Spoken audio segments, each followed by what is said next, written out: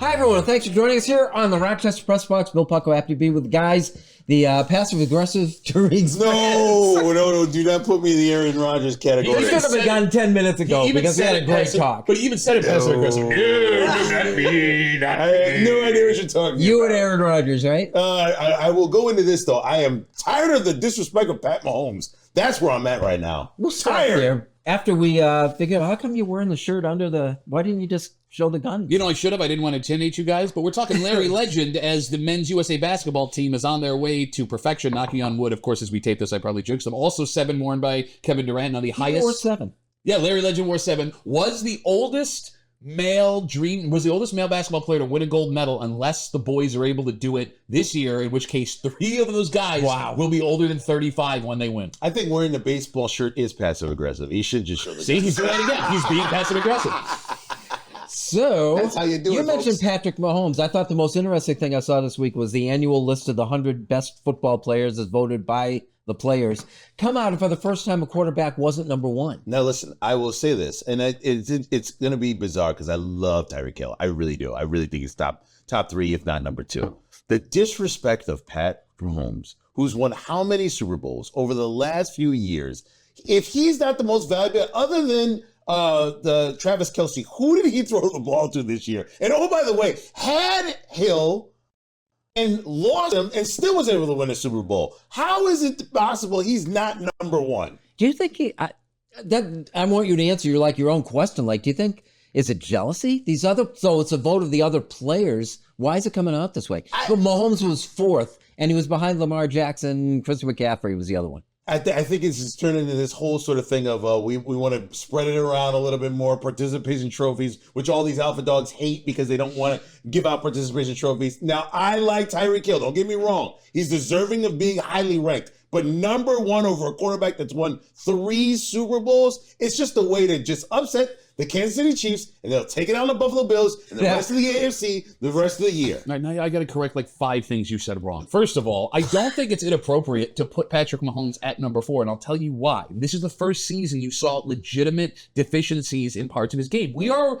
granted, they won the Super Bowl, so you forget. Granted, they won the Super Bowl. But I'm saying, if you go back and watch that 4, 5, 6 game stretch to the middle towards the end of the season, that was not good performance by Patrick Mahomes. He threw multiple interceptions against the Raiders. He looked terrible against the Bills in Kansas City, right? And then he threw his temper tantrum. I think the luster is worn off Mahomes. I'm not saying the guy's not the best quarterback in the NFL. I think that he has been brought down to reality, and folks that are playing against him are seeing that. That being said, I'm sorry, go ahead. No. You still have another? I try not to get caught up in these lists because all they do is make these lists so we'll argue, right? Because Tyreek Hill is not the best player. We're having so much fun. We are. What makes me angry are people who are legitimately defending Tariq Hill as the best player in the NFL outside of making the list. Are you kidding me? I'll go a step further. I don't think there is a wide receiver in the NFL based on value to team that deserves to be in the top 15.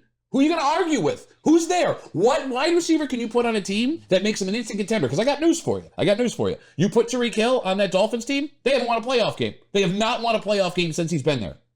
They haven't won a division since he's been there. I'm going to roll this out because it goes right out opposite. I'm wondering if there isn't somehow a subtle culture change where you're downgrading wide receivers, say not in the top 15. They're putting, this has been 14 years they've been doing the survey. Well, it's the first time a quarterback wasn't number 1. But that makes absolutely no sense because we've downgraded running backs, and look at where Christian McCaffrey was ranked when it comes to the top players in the NFL. But again, I got to correct you again. Why? So we're not downgrading running backs, or are we just downgrading other running backs other than Christian McCaffrey? I think it's the second one because I would argue that Christian McCaffrey is not a running back. Christian McCaffrey is a... Am I wrong? Oh my Go look God. at receiving yards for running backs the last couple of years compared to what McCaffrey does. I mean, McCaffrey's a Swiss Army knife. I would make the argument for McCaffrey being the best player in the NFL. I would make an argument for Lamar Jackson from a pure talent standpoint being the best player in the NFL. So basically, let's just say this. I want to make the public announcement. Don't let your kids grow up to be running backs. Let them be anything else, wide receiver, tight end, / player, whatever the hell we want to call it. But if they are a running back, make sure you can catch passes out of the backfield. Apparently so, because that seems to be the worth of running backs. And yaks, yards after catch. Yeah, McCaffrey is great, but it is a bit of an anomaly with everything that a year ago we were discussing about running backs is there he is. And oh, by the way, is that window still open for the 49ers? No, it's done. It's over. Oh my goodness, from a Bills fan It's who over. thinks the window's closed. Well, I'm sorry, go ahead. That's all right. This is the Rochester Press Box. We're going to talk a little bit more about the Buffalo Bills next.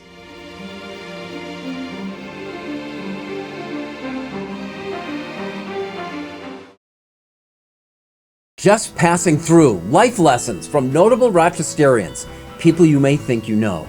Don Elhart, Maggie Brooks, John Dady, and Stacy Pension, J Mac and Soccer Sam, Fred Costello, and Jake Zembeck, along with 21 more. How they all got from there to here. It's a new book by Bill Pucko, available for $12 postpaid only from rocksportsnow.com. Try it, and thank you.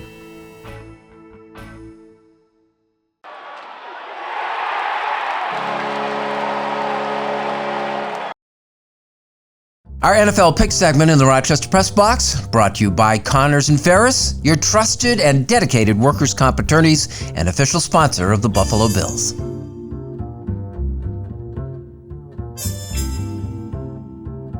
Welcome back. Thanks for joining us here. It's the Rochester Press Box, and our Buffalo Bills segment is brought to you by Connors and Ferris, your workers' comp attorneys. So we were looking at that list, and we mentioned Josh Allen comes in at number 12. Now, number 12. Okay, so Wow. I know. See, I was looking at that. I was surprised he wasn't in the top 10. My One goodness. other thing, and then I'll just let it go, that struck me this week is I'm watching Allen throw passes into the stands and playing catch with the guys and stuff, and it just occurs to me, how lucky are we to have this guy in Buffalo playing football for the Bills? All right, everyone watch me knock on wood. You ready? The guy's a total package, right? Like, the guy can play. He's got the mentality of what every Western New Yorker believes they have, right? That dog, underdog, I'm going to do whatever I can. You're going to cut my arm off before I lose this game kind of mentality. And yes, he's kind and he's gentle and he loves kids, right? Like, if I was in a 90s rom-com, that's the guy I'm going for, right? Like, you got mail and my mail's from Josh Allen. That list is ridiculous. I'm not going to justify an argument for Josh Allen outside of the top 10. That being said, no, I'm going to get out. What are you, nuts? There's 10? There's not 5 better players in the NFL. 5 better players, let alone 11 better players than Josh Allen. If he's the consensus number 2 quarterback in the league, and he is, it doesn't make sense. I'm with you 100%. And, like, I'll just to wrap everything in a nice little bow. Please do. Right? Okay. Please do. I'll ask you a simple question. Yes. You have Josh Allen and Tariq Hill side by side. Yes. You get one. Yes. Who are you taking? Of course, Josh Allen. So then what is the argument here? Which is my point about Patrick Mahomes from earlier. Any point, let me go into this. Josh Allen is taking the same bit Stephon Diggs did, throwing the ball into the stands. We all know full well he didn't create that. Stephon Diggs did it first. Stephon Diggs put it in a commercial that you probably just watched 2 minutes ago before he got traded. That's number one. Number two, Josh Allen, which is a weird sort of situation, could star in a Hallmark movie and still be named Josh Allen as the star of that Hallmark movie. Because that sounds like a guy that would star in a Hallmark movie. Well, the setup is perfect for a guy who's like undercover for the CIA or something, you know, right? I mean, this is so good. What are we doing? No, you're right. Like, if Josh was in that, like, he is the Hallmark movie guy, right? Like, girl from the big city comes home and Josh is like, you know, rolling out muffins at his bakery and all Works this in Wyoming, works in Buffalo. Exactly. Oh, hey, guy. No, you know, I'm just, oh, shucks, just me, Josh Allen. You're falling in love with me. You know, and you guys have a lot of experience being in Buffalo, seeing games and stuff like this. Go all the way back to Jim Kelly, who, when he was drafted by the Bills, he couldn't think of a worse place to be. He hated Buffalo. He didn't want anything to do with them. He comes around when he's forced to play here in a very short period of time. He learns to love it. And he's like Mr. Buffalo now. But the city adopted him. Like, they brought him in. And he adopted them. But blue-collar working cities love guys like this. And Buffalo is just that. But Buffalo has to sell itself to him. And somehow, the longer you're exposed to Buffalo, the better you feel about it. I think you're right about that. Although I think Josh Allen was in a position, you know, never recruited out of high school. Wyoming, his only offer, having to go play there. That wherever he went, he was going to adopt that place as his hometown and love it. And not to downplay what Western New York is for him. I don't know, man. Like, it's funny. You're right.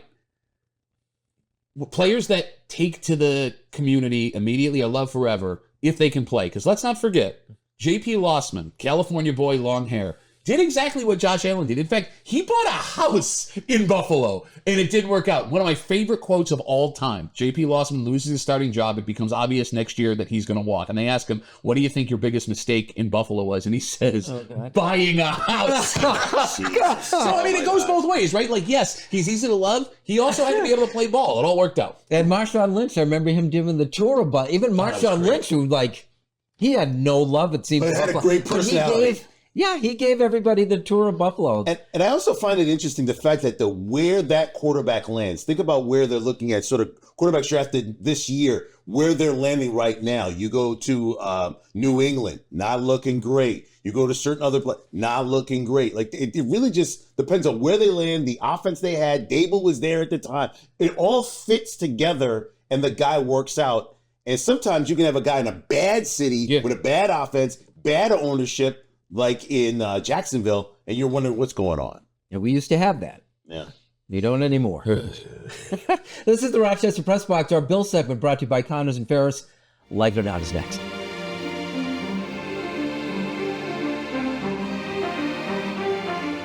Here's the Press Box trivia question brought to you by Market View Liquor, where exceptional customer service meets an extensive selection. Jefferson Road.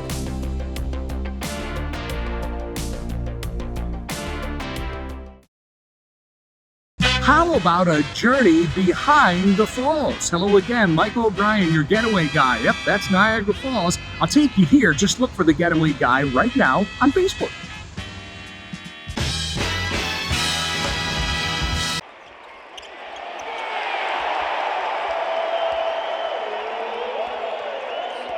Here's the Press Box trivia answer brought to you by Market View Liquor, where exceptional customer service meets an extensive selection. Jefferson Road at 390.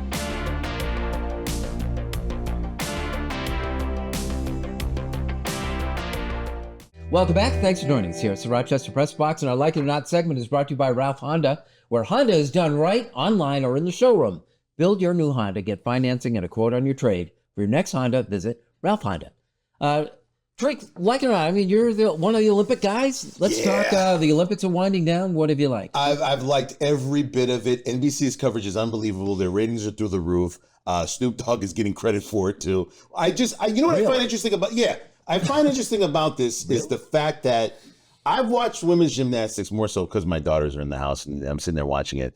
And I know there was some criticism of whether or not the two American gymnasts, Simone Biles and Jordan Childs, were bowing down to the Brazilian, but they've showed love to one another. And I don't know if, I get the guy is critical that alphas don't do that, and that was disgusting and blah, blah, blah, blah, blah. If you've watched 20 or 30 minutes of it, these gymnasts who are competing against one another have a lot of love and support for one another during a competition. Literally, they're about to go on stage to do the floor exercise or the beam, and they're hugging the last competitor like everything's going to be all right. It's all good. It's a different set of sort of alpha thinking that men and women might have when it comes to these sports. That's why his throwing his 2 cents in there just didn't make any sense. I never even heard of him before. But that being said, it's just people just putting in these narratives now to get their blogs or get their hits or whatever it is, just to make a story out of nothing. I've enjoyed every minute of the Olympics. I'm going to be sad when it's gone. Yeah.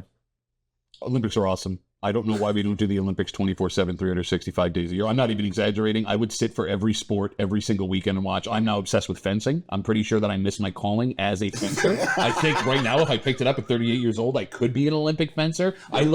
It's awesome. Yesterday, I'm, working out, I got it on. I'm watching a woman, Amit, she's 20 years old, undefeated, gold medalist. She missed the last Olympics by 1 day. She was 7 or 15 and 364 days old, and she missed it. I was borderline in tears as she's giving this inspirational talk about little girls and her being a champion. God, I love all of it. And the programming is amazing. Noah Lyles winning by, 5,000th of a second? That's unbelievable. That's must-see TV. Who would have thought it would have been that close? I wanted to jump in and ask if you guys, now the announcer called the wrong winner. Yes. I mean, he got the foot over and says, but I thought that was an exciting call, because don't you have, as an announcer, don't you commit to what you think you saw, as opposed to now, like, he's getting criticized for getting it wrong? Well, I do, but I'm an idiot. Like, I would have thought a guy at that level would have been a little more cautious. Like, you guys know I run my mouth and I don't care what happens, but I'm not blaming the guy because I'm with you. The call was amazing, but I would have thought they would have been a little bit more cautious in announcing the winner. No. I think you make that gamble. If you're wrong, you'll live forever. If you're right, you'll live forever. And everybody thought the American lost and he won. Well, it turns out they went to him in the box and he was holding a headline that said Dewey defeats Truman. So it was just a bad night for everybody. You know? And I learned that there was a such thing as competitive rock climbing. I mean, did they? How exciting is that? They showed it that They night. climb faster than I run. BMX biking? Oh my goodness, it took me back to my days. So what do we got? One more week? I think so. Please, I'll take whatever's left over. Plus closing ceremonies. What? You guys watch Tom Cruise almost kill himself doing a stunt to promote his movie coming out off the Eiffel Tower? Because that's the rumor. What's going to happen? All right. I'd like to know that segment brought to you by Ralph Honda. Unfinished Business is next. He is Ethan Hunter.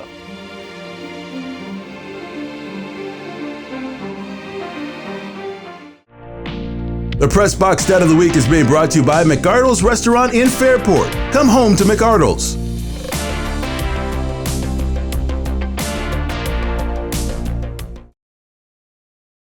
In now to Eichel. He floated one.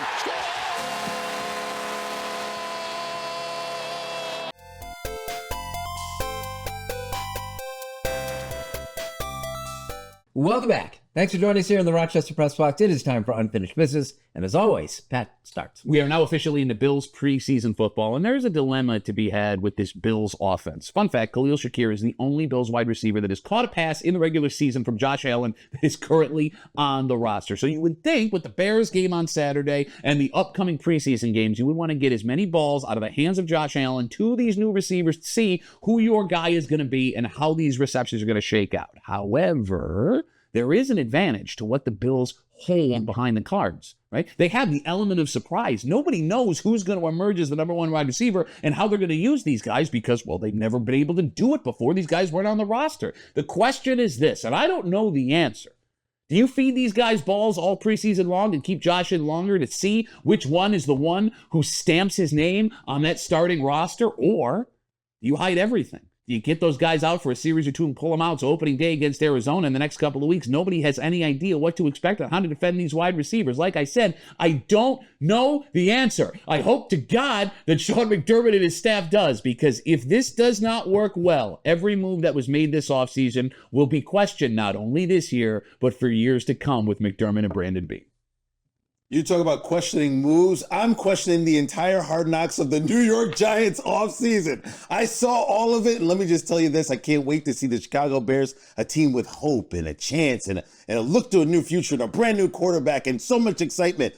But my New York Football Giants, whoever decides to do offseason next year, you might want to start with the draft and not all the uncertainty of whether or not you're going to draft a quarterback that you already paid $40 million over the next couple of years to anyway.